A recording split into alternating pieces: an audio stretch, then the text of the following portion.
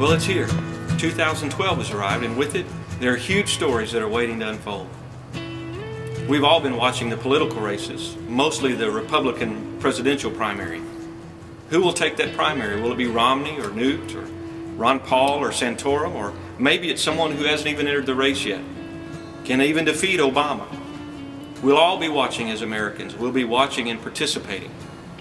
Throughout the year, we're also going to be watching some Olympian-sized stories as the 2012 London Summer Games come. If you're like most people, you'll be glued to your screen, glued to the TV or the computer, wondering who it will be from America that'll win the next gold medal, or whose story will captivate our hearts and our attention. And what about our local sports teams? How about those Texans, huh?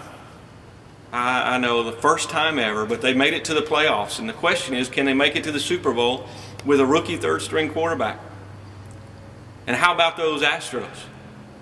What a terrible season the Astros have had. So the question is, will the new ownership team, will they be able to take this team and remold and remake them and make them respectable again?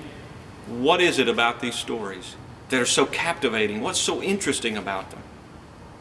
I think it's the fact that they all are personal to us. We all have vested interest in them.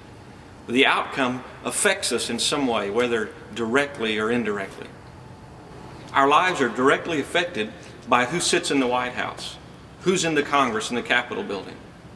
And as Americans, our national pride is on the line as we watch the Olympic Games unfold.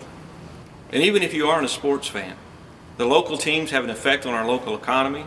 They have an effect on our atmosphere overall in our area. So in short, these stories matter. But can I introduce you to another story? A story that may not even be on your radar screen. It's a story that is unfolding around us. It has very little fanfare, and yet its outcome has eternal repercussions. It's an ageless story, but yet we know so little about it. I want to invite you in 2012 to join us to view this story. It's God's story. For the next 8 months or so, we're going to do two things. We're going to look at God's story as it's unfolded throughout the centuries as it's written in the Bible.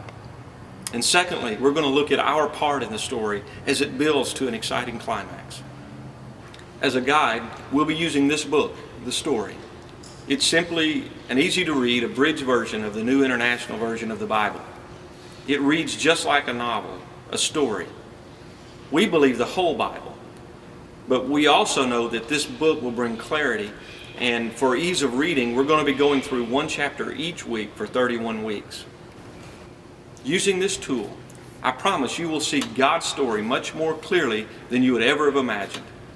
I believe that the Bible will begin to make more sense to you than ever before. I want to ask you to get a copy of this book and read it along with us. We would love to have you join us each Sunday morning as we explore some significant issues in the story. And if you would like, you'll have an opportunity to get together with a few people and discuss some events that you see in the story. There are lots of stories in the world around us, and when they are done, you're going to be relieved that they're over. But with this story, you'll look forward to every twist and turn. Join us in 2012 for the most compelling story